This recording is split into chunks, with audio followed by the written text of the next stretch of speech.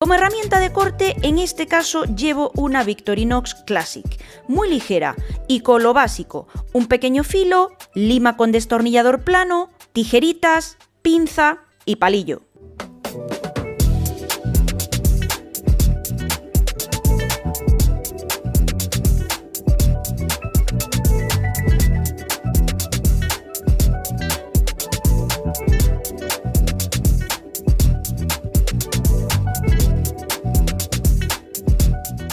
Como linterna, en este caso llevo una Olight i1R2 EOS con 150 lúmenes de potencia y que funciona con batería y se carga mediante USB.